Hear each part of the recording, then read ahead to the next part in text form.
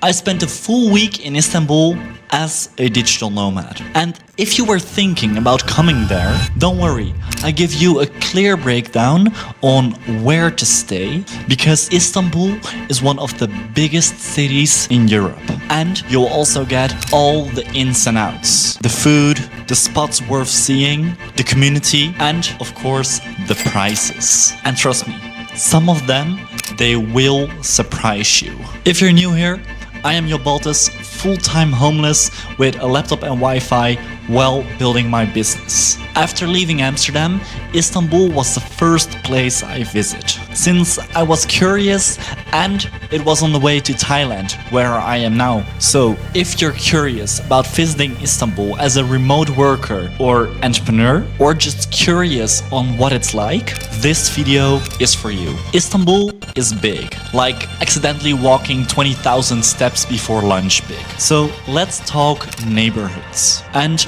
where you should actually base yourself. I pull up a map right here. As you see, here you have a couple of the touristy things. So you have the Galata Tower, and you see that Istanbul, it has three island kind of things. You have the European side, that's this part, and you have the Asian side, that's this part.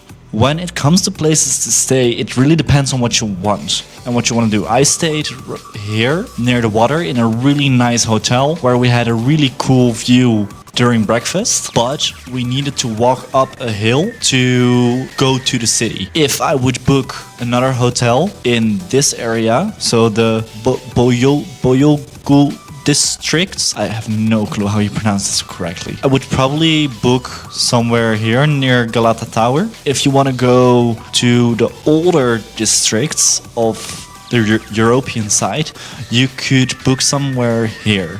So if I would go again to Istanbul, I would probably book something in the city. Again, I have no. It's here.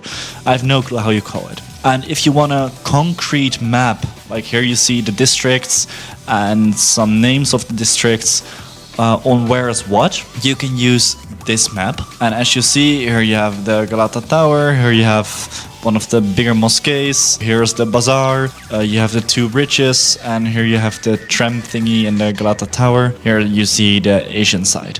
On the Asian side of Istanbul, there's honestly not that much to do, and it's not that I didn't explore it. Well, I did not explore it, but also my taxi driver, a local, told me that if you just want to go to shopping areas and everything around that, you can go to the Asian side, but the Asian side is mostly business, malls, and that kind of stuff. And then you have one part of the European side that's with the old town, so that's where you have the beautiful buildings and everything. And then you have the other part, that's also a good side to stay. So now you know where to stay. Let's get into the important stuff. Food. Because Istanbul, it delivered. I tried a mix of touristy spots and a random local place near the hotel. Basically wherever I ended after the 20,000 steps across the entire city. And the Turkish kitchen, way above expectations. They go heavy on garlic and oil on the vegetables or in yogurts or things like that. If you're a big meat lover, you'll be in heaven with the Turkish kitchen. Top 3 for me, a lahmacun. It's like a Turkish pizza with doner kebab. I had one meal where I had like 3 kebab species.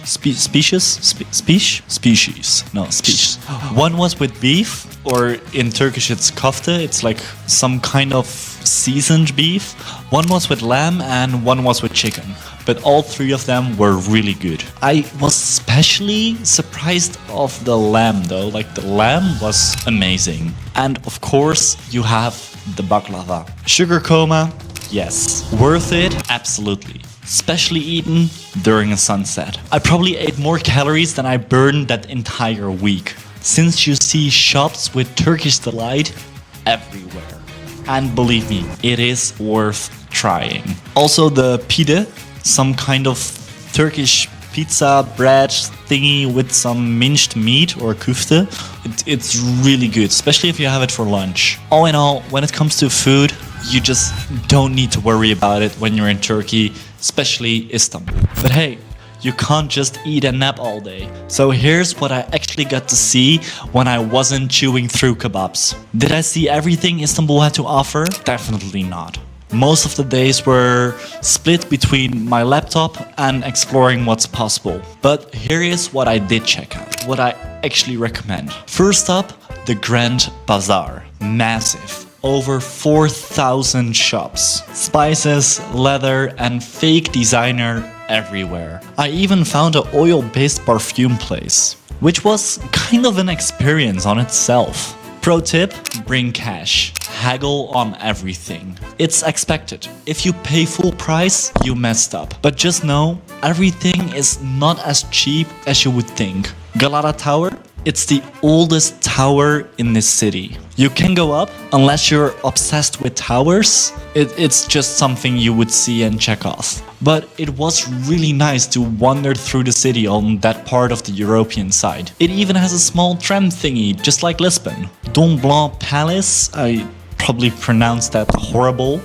It was on my list, but sadly, because of all the work that I still need to do in between as a nomad, I couldn't manage. It's a European-style palace, but it has tons of history. What I did do and 100% recommend was a boat trip during sunset. Just drifting on the Bosporus, watching the entire city. But again, here you have the map with all the things you can do if you want to search for more places. Now, sites are one thing, but if you're planning to stay here for more than just a week, then it's good to know, what is the community like? When it comes to community, I've gotta be real with you. In the week I was in Istanbul, I didn't find much of a digital nomad scene. I checked Meetup, but most of the events were in Turkish, so unless you speak the language, it's hard to go somewhere. But honestly, I didn't explore the co-workings, so maybe there are some things I missed. But compared to places like Bali or Lisbon, Istanbul felt a bit more like a solo mission. It's not bad, it's just different. So yeah, the community, it was kind of quiet. But let's talk about something that always speaks loud and clear: money. Here is what it actually costs to stay in Istanbul for a week. Istanbul, it's not an expensive city, but there are some things you'll just want to know. First, accommodation. I stayed in a hotel with breakfast included.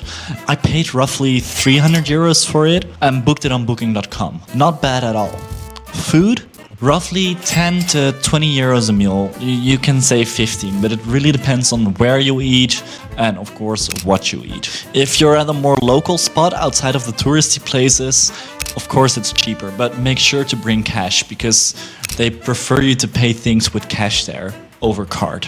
Transport? Uber, well, let's just say it's not amazing. A 10-minute ride can easily turn into 20 minutes because traffic is crazy. And the availability of the drivers was not that good. It can cost 15 to 30 minutes just to get a driver. And then it would cost you roughly between 10 and 15 euros. And the public transport, from what I've heard, it's not bad. From what I've heard, it's quite good actually. Personally, I didn't try it, so I don't know. If you're staying a bit more in the center and don't mind walking, you should be good. But expect 20,000 steps at least. Just bring good shoes because Istanbul can be hilly. So yeah, budget-wise, you can say rough estimated between 300 and 500, depending on what you buy at the markets for a week. I don't know what it would be a month, probably like 2K or something. So it's totally doable. Istanbul, it has a lot to offer. And the Turkish people are really nice, genuine and helpful. Would I come back? Absolutely. Next time I would love to stay longer. I preferably at least want to stay a month in a place. If you really want to experience something, I would recommend you to do the same.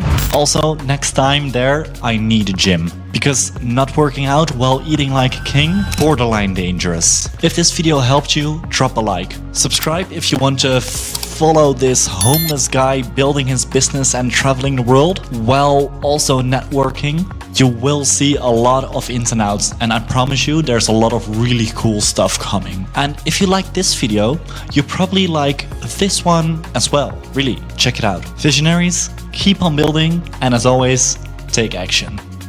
Ciao.